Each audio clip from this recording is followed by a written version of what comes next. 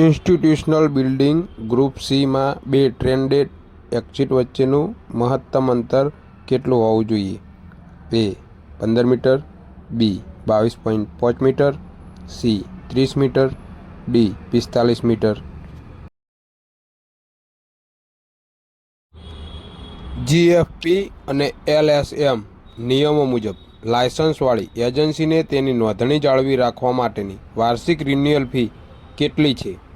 એ 5,000, બી 10,000, C 15,000, D 20,000. Fire એક્સ્ટિંગ્વિશરનો ઉપયોગ કરવા માટે પાસ પદ્ધતિમાં એનો અર્થ શું થાય છે? A alert, B alarm, C action, D aim. BIS ધોરણ IS 1642 કયા વિષય સાથે સંબંધિત છે?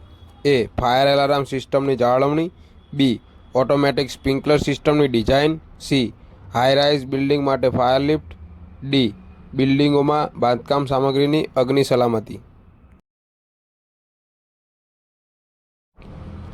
NBC મુજબ ફાયર ફાઇટિંગ બૂસ્ટર પંપને પાવર પૂરો પાડવા માટેની કેબલિંગ સિસ્ટમમાં કઈ વિશેષતાઓ હોવી જોઈએ? એ તે લિફ્ટ કેબલિંગ સાથે જોડાયેલ હોવી જોઈએ, બી તેને જનરલ પાવર સપ્લાય સાથે કનેક્ટ કરવી જોઈએ, સી તે ફાયર રેટેડ કેબલિંગ સિસ્ટમ હોવી જોઈએ, ડી તે માત્ર સૌર ઉર્જા પર ચાલતી હોવી જોઈએ.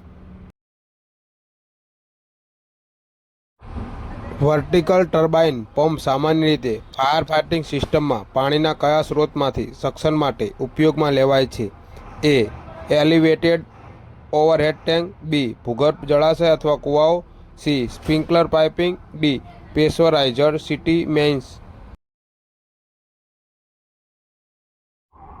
Gujarat fire prevention and life safety measures regulation 2023 મુજબ જે બિલ્ડિંગોનું અગાઉ અગ્નિ સુરક્ષા પ્રમાણપત્ર અમલમાં આવ્યાની તારીખે સમાપ્ત થઈ ગયું છે તેના નવીનીકરણ માટે મહત્તમ કેટલા સમય આપવામાં આવ્યો છે?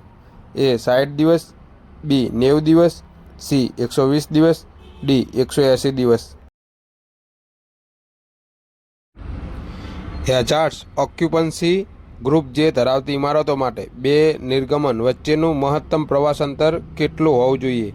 એ 45 metre, B 30 metre, C 22.5 metre, D 15 metre. Gujarat અગ્નિ નિવારણ અને જીવન સુરક્ષા ઉપાય વિષયક અધિનિયમ 2013 મુજબ ડાયરેક્ટરને સ્થાનિક સત્તામંડળોને તેમની ફરજોના યોગ્ય પાલન માટે નિર્દેશ આપવાની સત્તા કઈ કલમ હેઠળ આપવામાં આવી છે? એ કલમ 11, બી કલમ 18, સી કલમ 21, ડી કલમ 29.